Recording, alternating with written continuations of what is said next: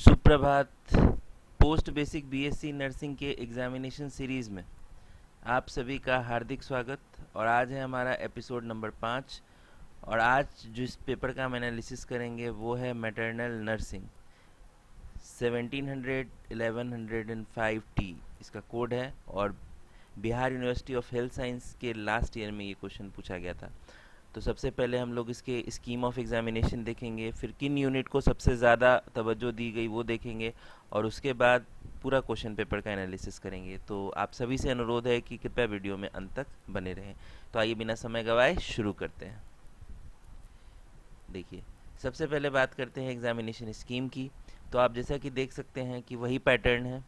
75 marks का आपका question paper आता है, जिसमें कि इन 5 टाइप क्वेश्चंस पर यहाँ पर फोकस रहता है। अगर मैं बात करूं तो ऑब्जेक्टिव का दायरा जो है वो 20 मार्क्स का यहाँ पर है, एमसीक्यू और फिल इन द ब्लैंक्स मिला के देख सकते हैं आप। उसमें से 15 मार्क्स का यानी कि ऑब्जेक्टिव था और 20 मार्क्स इसके लिए मिलते थे, जिसमें एमसीक्यू 5 नंबर का था, fill in the blanks 10 number का था। लॉन्ग ऐसे कोई एक आपको लिखना था यहाँ पे, जो कि एक अच्छी बात है, 15 मार्क्स का था।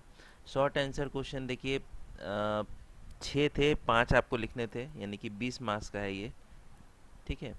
और वेरी शॉर्ट आंसर क्वेश्चन जो है टोटल 11 थे, जिनमें आपको किन्हीं 10 का उत्तर देना था, यानी कि 20 मार्क्स। कुल मिला के अगर देखा जाए तो टोटल क्वेश्चन जो थे वो 34 थे, और इनमें से आपको आंसर करना था 31, और टोटल था 75 मार्क्स। यानी कि आप आसानी से इस पेपर को लिख सकते हैं, टाइम सफिशिएंट रहता है, ठीक है। अब बात करते हैं यूनिट वाइज वेटेज की। तो देखिए, यूनिट वाइज वेटेज की अगर हम बात करें तो fill in the blanks MCQ जो है वो, जैसा कि मैं आपको हमेशा बताता हूँ कि पूरे यूनिट को मिलाकर दिया जाता है। तो टोटल मैटरनल नर्सिंग में 7 यूनिट्स हैं, तो 7 यूनिट्स को मिला के यहाँ एमसीक्यू और फिल इन द ब्लैंक्स देखने को मिले थे। लॉन्ग आंसर क्वेश्चन जो है इस बार ये 2 यूनिट से पूछा था, यूनिट नंबर 3 और यूनिट नंबर 5। और मैं आपको बता दूं कि ये दोनों यूनिट बहुत ही ज़रूरी हैं, बहुत ही ज़्यादा इंपॉर्टेंट है एग्जामिनेशन पॉइंट ऑफ व्यू से। शॉर्ट आंसर की बात करें तो ये यूनिट 1, यूनिट 2, यूनिट 4, यूनिट 5, इन चारों पर ज़्यादा फोकस था।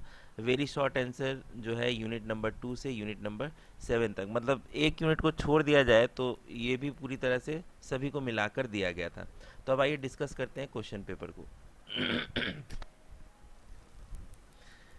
देखिए, सबसे पहले जो है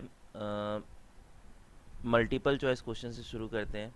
देखिए, सबसे पहला क्वेश्चन था कि a multigravida at 37 weeks gestation is admitted with painless bright and red bleeding, ठीक है, with and mild contraction every 7 to 10 minutes. Which of the following assessment should be avoided. देखिए, यहाँ पे ये लिखा हुआ है कि किस असेसमेंट को आपको अवॉइड करना है, ठीक है। तो यहाँ पर जो करेक्ट आंसर हो जाएगा हमारा वो हो जाएगा सर्वाइकल डायलेशन, ठीक है। नेक्स्ट है, a client in her third trimester sells tells the nurse that I am constipated all the time, मतलब कब्जियत की शिकार है।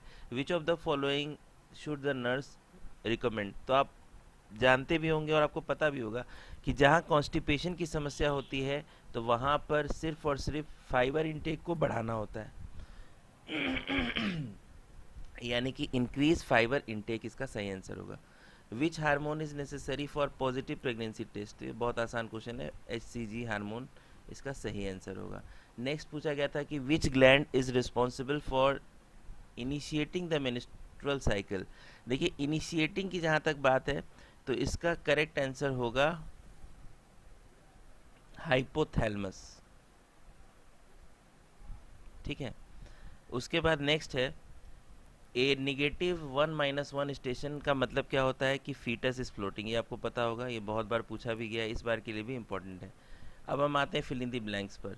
देखिए, फिल इन द ब्लैंक्स में सबसे पहला क्वेश्चन था कि the part of the fetus lies over the internal os during labour is called, इसको कहते हैं प्रेजेंटेशन, ठीक है, ध्यान रखिएगा। एक condition in which the amount of amniotic fluid is less than 500 ml, इसको कहते हैं ओलिगोहाइड्रामिनोस। देखिए, यही होगा ओलिगोहाइड्रामिनोस, यही कहते हैं। The vaginal discharge for the first fortnight during puerperium is called, इसको कहते हैं लोकिया, इसको क्या कहते हैं, इसको कहते हैं लोकिया, ठीक है।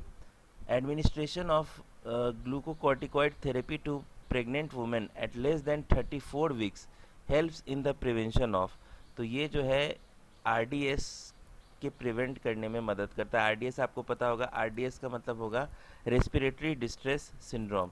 उसके बाद यहाँ पूछा गया था कि मेडिकल टर्मिनेशन ऑफ प्रेगनेंसी, तो medical termination of pregnancy year सभी को याद रहते हैं, 1971 होगा। Mood swings in the mother with in 3 to 7 days after delivery, तो इसका जो होगा, इसको आप बेबी ब्लूज़ भी बोल सकते हैं या फिर पोस्ट पार्टम ब्लूज़ भी बोल सकते हैं, दोनों ही सही हैं, जो आपको मन हो आप लिख सकते हैं, बेबी ब्लूज़ या पोस्ट पार्टम ब्लूज़ होगा। The pelvis which has a heart shape brim, तो ये आपको पता है, ये एंड्रॉयड पेल्विस होगा, एकदम बेसिक सा क्वेश्चन है, ठीक है। When head lies in the attitude of neither full flexion nor full extension, it is known as dash presentation, तो इसको बेसिकली सिंसिपुट या मिलिट्री प्रेजेंटेशन बोलते हैं, ठीक है। The process by which the pelvic reproduction organ return to their original pre pregnant stage, मतलब जो वापस से अपना शेप में विस्थापित हो जाता है, इसको दरअसल कहते हैं इन्वोल्यूशन, ठीक है, इसको क्या कहते हैं, involution. Drugs that inhibit uterine contraction are called, इसको कहते हैं टोको, ये बहुत इंपॉर्टेंट क्वेश्चन है, हालांकि ये पूछा गया था फार्मा वाले से, तो इसको आप ध्यान रखिएगा, टोको लाइटिक इसको बोलते हैं, टोको लाइटिक, ठीक है, टोकोलाइटिक एजेंट्स बोलते हैं, इसको ध्यान रखिएगा, इसका एग्जांपल्स भी ध्यान रखिएगा, पूछा जा सकता है।